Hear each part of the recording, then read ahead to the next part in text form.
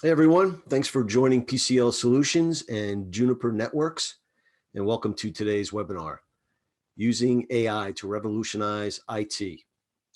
My name is Frank DiCarlo, and joining me is Justin Bariza, Sales Engineer at Juniper Networks, that will be demonstrating the fastest growing artificial intelligence, AI, defined enterprise network, and its newest addition, Virtual Network Assistance. Fascinating where we are today and what is possible. I'm really excited about today's webinar. We've been talking about it for a couple of weeks, supporting these newest technologies and all the benefits of where AI is taking us in managed services and IT. And working with you, Justin, and everybody at Juniper, you guys have been terrific. Our clients have been really happy with the results in the partnership. So I'm just going to give a little overview of PCL. Then we're going to get into all the great stuff that Juniper has to offer, as well as PCL, questions and answers, and then any final closing statements. For those on the webinar today that aren't familiar with PCL Solutions, first off, welcome. If you haven't been with us before, I'm going to spend a few minutes and on the company's behalf, but we're all anxious to get to the meat of the webinar and have Justin take over. So PCL Solutions is based in New Jersey, and our mission, quite simply, is to provide end-to-end IT support to better manage, innovate, and scale business objectives. We complement existing IT staff so that our clients, partners, can concentrate on their core competencies. IT does not have to be complex. And if there's anything that we hear over and over again is how well our teams work with existing IT staff so that everybody wins. Our system engineers and staff maintain up-to-date knowledge about the latest technological solutions, and we have an exceptional advantage in providing the skills to address every IT and workflow situation. We make complex IT simple. We know that every business has unique needs and challenges, and in a minute I'll explain why recently, for obvious reasons, we created specific virtual teams that cater specifically to working from home. Remote access is becoming more and more important. Whether that falls in line with our workstation monitoring systems for individual desktops and its users, or if it falls under our critical systems monitoring that specifically closely observes servers and networks. It's important to us that our clients and that everything is running smoothly with little hiccup. So again, our partners can focus on their core competencies. Our mission is to provide end-to-end IT support to better manage, innovate, and scale business objectives. PCL Solutions provides worry-free IT management and advisory services to grow your business, and to improve time to market. The quality of our service is unmatched in the New Jersey and New York metropolitan area. We employ a tailored approach by studying businesses' frameworks, doing needs assessments, practicing regular governance, and keeping up to date with our clients' challenges, and working together to resolve them and move forward powerfully. Leveraging our knowledge along with our expertise to maximize the performance of our clients' networks and creative workflows. Managed services are rapidly replacing traditional information technology. Managed services is the practice of outsourcing the responsibility for maintaining and anticipating the need for a range of IT processes and functions to improve operations and cut expenses. The question is, how much is your internal IT staff working in the business rather than on the business? Are you and your staff increasingly being reactive rather than proactive when it comes to IT concerns?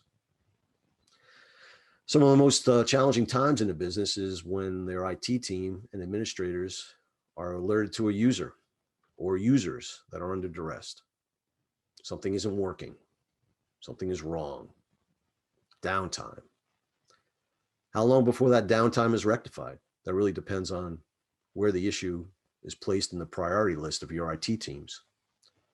And many times, as critical as one thing is, not putting employees first, or they're not getting the response that they need, is a bad reflection.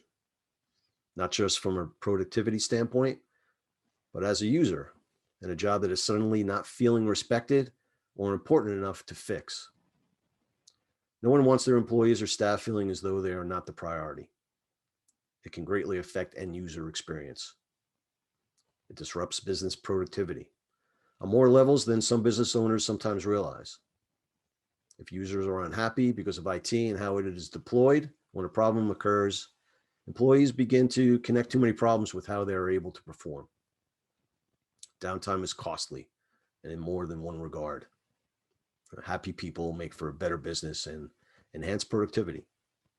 And that's a tangible business return on investment. Something we've been spending more and more time on is listening to our clients' security and ransomware woes. It's predicted that ransomware costs will exceed $20 billion this year. That's an alarming and growing problem. And to stay ahead of cyber attacks, we have to evolve faster than they do. PCL Solutions now offers the next generation of cybersecurity powered by AI and built to protect against any attack. It's designed to prevent, stop, and reverse known and unknown threats, all in real time. We now deliver a security platform that autonomously prevents, detects, and responds. It's incredible. We defeat attacks every second of every day. We make complex IT simple.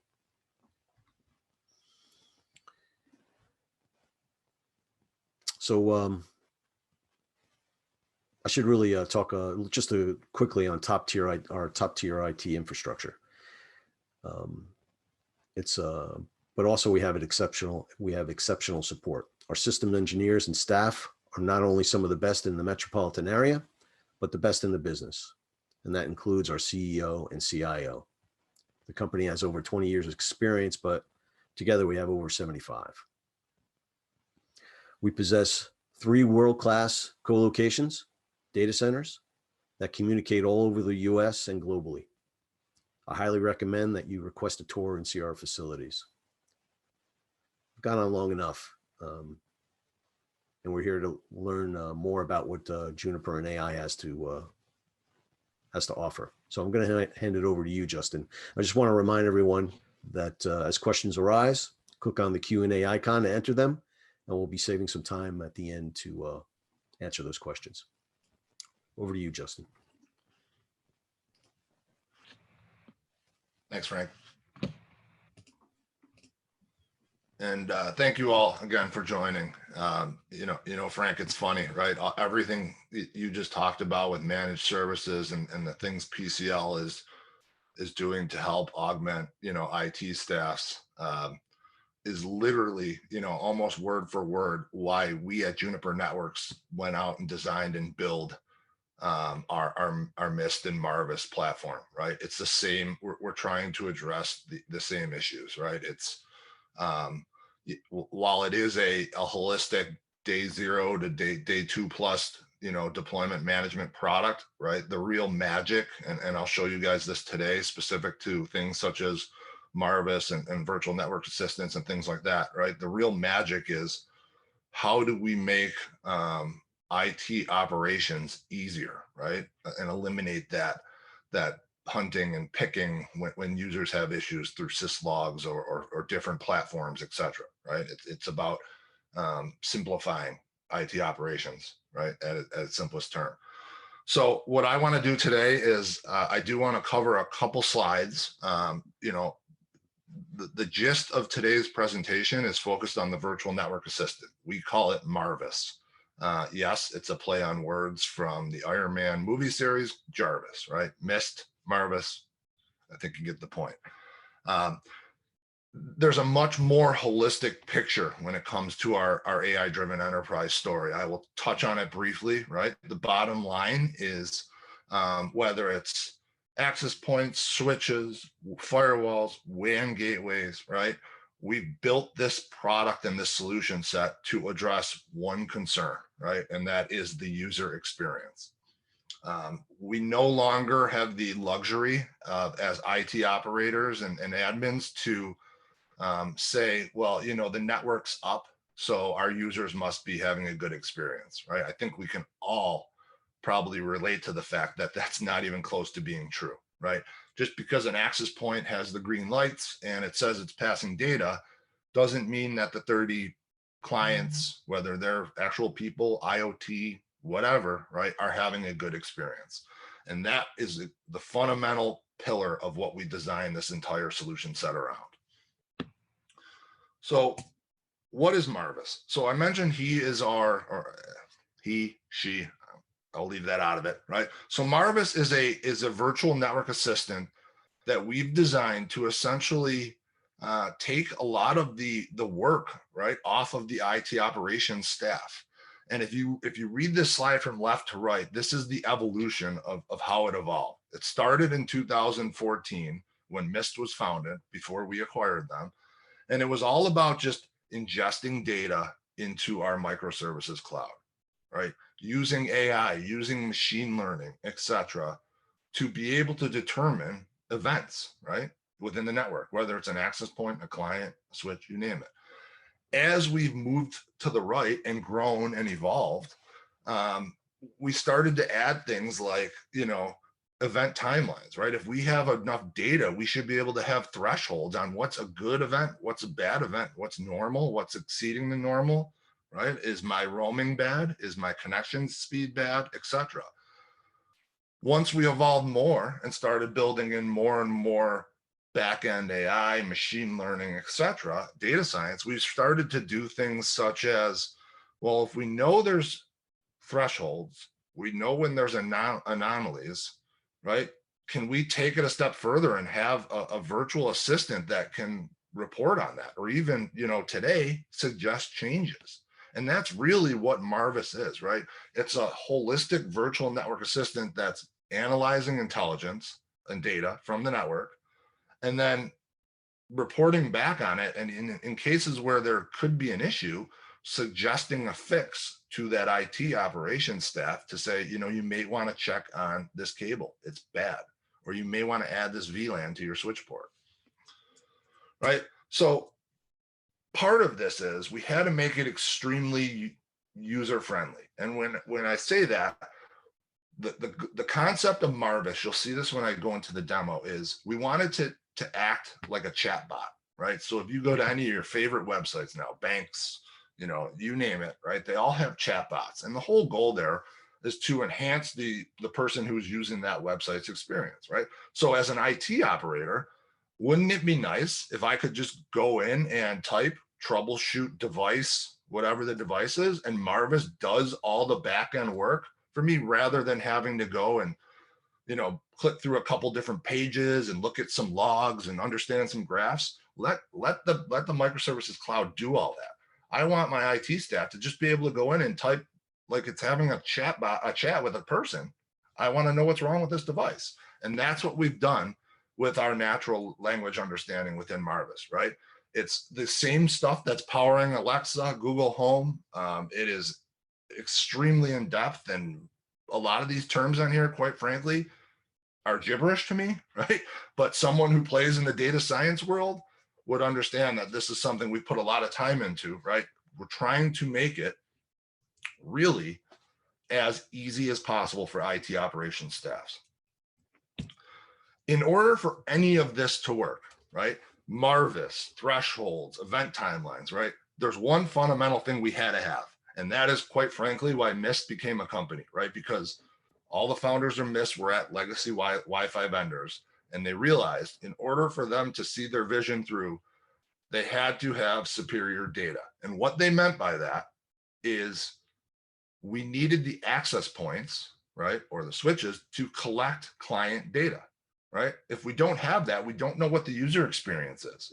Right, it's in the concept here, you'll see right up in the upper left corner, right? It's the analogy of, in order to make good wine, you have to have good grapes, right? It's the same concept in our world. In order to have good AI and good output, we have to have good data, right?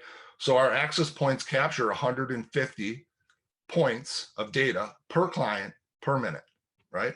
So when you really start to think of that in a normal sized network, that is hundreds of thousands of points of data per minute, ingested into the cloud, ran through the AI engines, the machine learning, and then spit back out into the interface as something that's very easily digestible. So we apply this in three aspects, right? We apply it in the WAN, right? So think of the WAN as like a gateway, a firewall, etc. And while today we're focused on the user experience, so you'll notice there isn't things in here such as firewall policies and things like that, right? That's coming, right? We're working to that goal, right? But we do things such as WAN link monitoring, throughput, congestion changes, etc. Right? And it's all about the end goal is the application experiencing an issue over the WAN? If it is, right, that's going to impact the user experience. The other place we do this, which is probably quite obvious, right, is the wireless, right? So we're measuring things such as time to connects, roaming, coverage, capacity, and we're analyzing all that, and we're providing thresholds on if a client fails to connect within 2 seconds, it failed the threshold. Now we need to collect more data and analyze what was the issue, right? Is it they're putting in the wrong password? Is it the DHCP server stopped giving them an IP address, right? There's a whole bunch of different things that we're analyzing and collecting. I will show this in the demo as well. And the last part, obviously, would have to be the wired side, right? So if we're trying to understand the user experience, we have to collect from client to cloud or client to the application, wherever that resides. So we need to do the access points, we need to do the wired switches, and then we also, like I said, we need to have the WAN, right?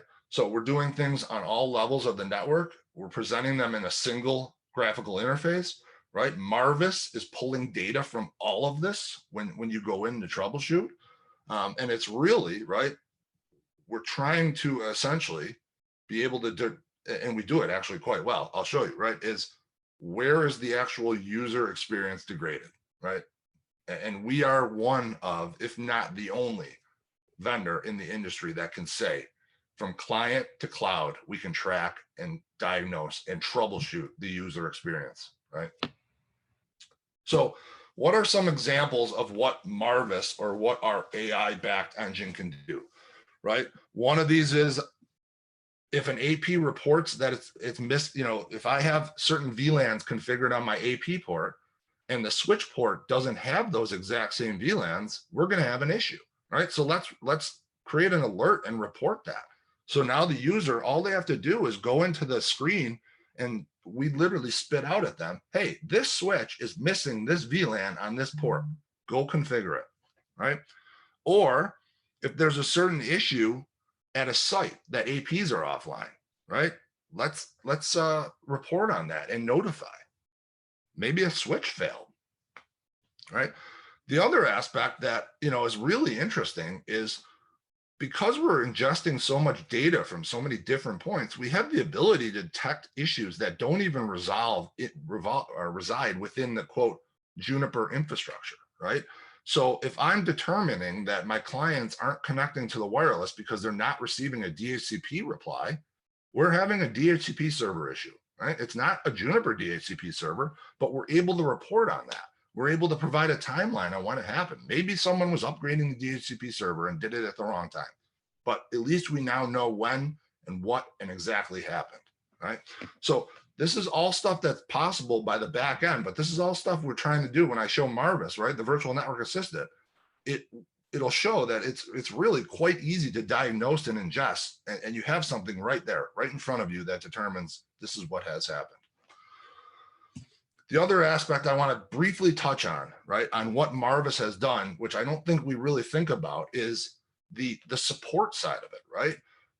What can Marvis or what can a virtual network assistant do to help if I actually do have a problem? Let's say an AP fails, right? Well, one, we're ingesting all the data back into our cloud. Two, we actually use Marvis internally. So anytime a Juniper customer calls in for support on an access point, an EX switch, or an SRX firewall, we run the question through Marvis first. Two things there, right? One, the most beneficial is it makes Marvis smarter, right? So it benefits all of our customers. And two, it quite frankly, a lot of times it will the time to resolution on a support ticket's significantly faster because you don't have to talk to anyone, right? You open the case, we run it through Marvis, we spit out the answer. But we're also be able to do things such as, you know, seamless integrating of tickets, right? So a lot of customers don't even open tickets anymore because Marvis is able to answer their question within their actual interface. And this is my last slide, and I like to show this because it really puts the proof in the pudding of what we're doing is producing results, right? So if you take a 1-year span, our growth, meaning our number of organizations who have deployed the Juniper Mist solution and the number of managed devices that we now have under our Mist cloud have significantly increased, right? But the trouble tickets, whether it's a problem ticket, right, a question ticket, a new customer ticket, is going down. So while we're increasing our scale and our deployment, the number of issues customers are having to call in for are going in the opposite direction, which I think is something that, you know, we've all been in the industry. That's unheard of. Typically, when something starts to grow, it's a sequential thing, right? The support tickets go up with it. It's just natural. But because of this concept of Marvis and virtual assistant, we're able to basically take that to another level. So that is my last slide. I am going to jump into the demo.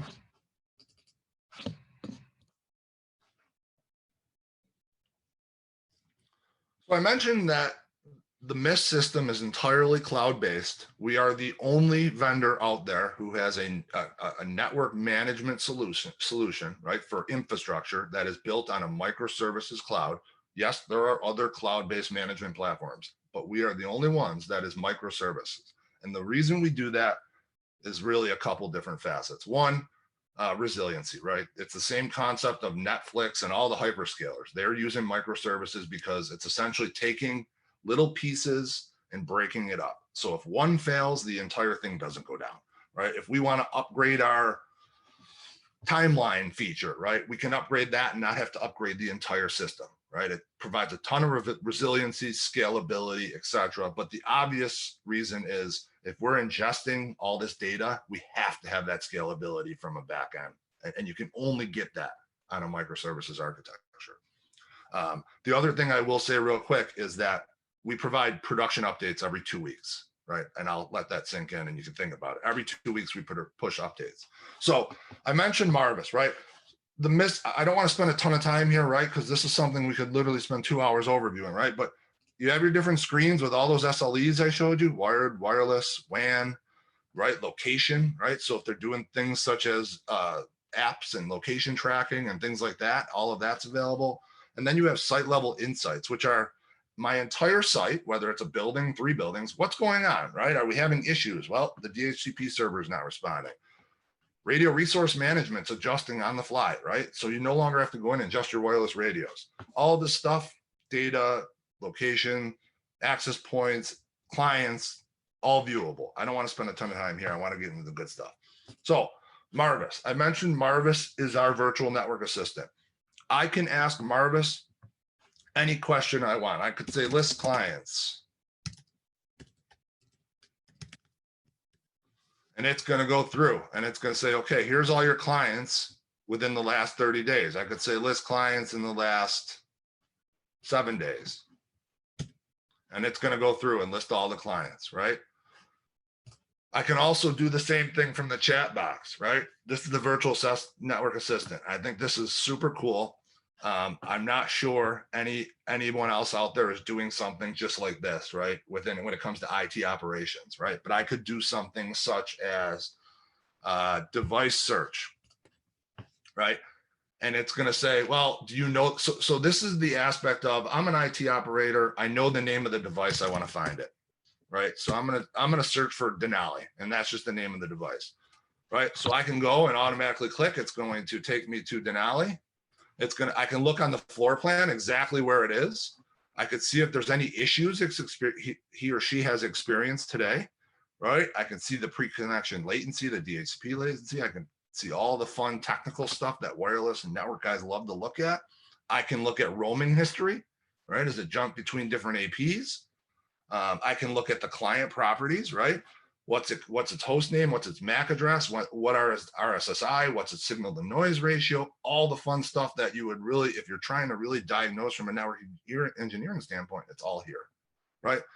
But the other thing I want to say is, let's say I want to see if Denali has had any issues, right? So maybe I get a support ticket, and they say my device, right, Denali, I'm having issues. Well, what are your issues? I don't know. The wireless is bad, right? So something we would all get. Well, so what do? Well, I'm going to see what Marvis has to tell me. So I'm going to troubleshoot Denali and see exactly what Denali has happening. So right now, in that, in the matter of me hitting enter, it went through, and I can completely change these dates, by the way. And it's saying in the last 24 hours, these are the issues that client has experienced, right? Slow association, right? And poor coverage. And why, right? Denali had slow association because the authentication was no longer valid. So their password timed out. Or their poor coverage was because the uplink asymmetric coverage wasn't bad, right? So the AP thought the client was closer than the client really was. Things like that. I can also dive in and say, well, I want to know exactly more, more details about the slow authorization. So it tells me what SSID it was on, right? And it tells me what access point it was on. The naming convention is a little weird, right? Because it's a demo environment. But I can also go and say, well, I want to know exactly when it happened, right? Was there a certain timeline? Or was there, right? In this case, it was between 4:10 and 4:20 a.m., right? What was the scope of the impact? Was it certain distribution, right? In this case, it happened to other people, right? On Sierra, Linux, Windows, etc. Right? Or was it by a certain SSID? Was it a certain AP? Right? So I could do all of this. All of that is available in the GUI, but it's literally presenting it here, right here, for us to look at. But if I really want to know specific to Denali, right, I have to get back to this ticket. I can click on Client Insights, and now it takes me to Denali, and I can go in and see, okay, authorization failure. Here it is. It happened last night at one point, right? Here's another one, authorization failure. Well, what happened? Well, the previous authentication was no longer valid, 4-way handshake timeout. Well, what does that mean? Maybe I'll escalate this to my networking engineer team. But by the way, I'm going to download the packet capture that we took at the instant it happened, right? And I'm going to attach this to the ticket when I escalate it. So now they know what happened. They know when it happened. We also have the actual packet capture. So tier 2, tier 3, or whomever, right, now can go and look in and say, well, here's what happened. The authentication failure because the handshake timeout because XYZ, right? Without something like Marvis, without the AI backend, none of this would be possible. I mean, it would. You'd have to search through multiple syslogs. You'd have to walk around with some sort of wireless scanner and try and recreate it, right?